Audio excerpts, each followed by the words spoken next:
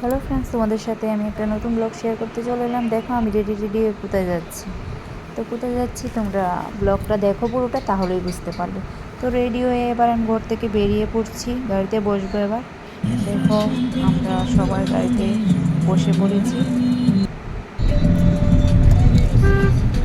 তো যাচ্ছি এখন আমি আমার ভাসুরের মেয়ের বাড়িতে।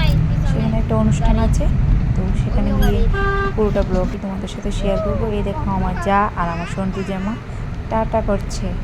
তো ফাইনালি দেখো আমরা এসে পৌঁছে গেছি, সবাই এখানে দাঁড়িয়ে ওয়েট করছি অন্যদের জন্য, সবাই একসঙ্গে যাব বলে।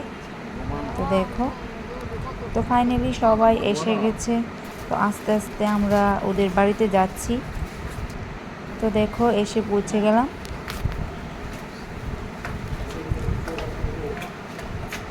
তো এসে দেখি ওদের সামনে ঠাকুরঘর, তো গোপাল আছে এখানে দেখো।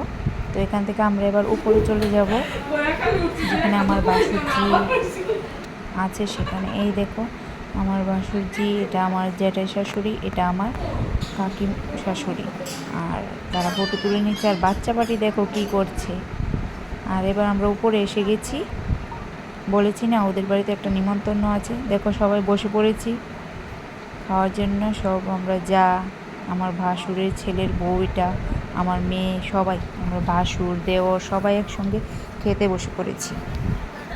তো দেখো আমাদেরকে প্রথমে মিষ্টি দিয়ে দিয়েছে, এই দেখো।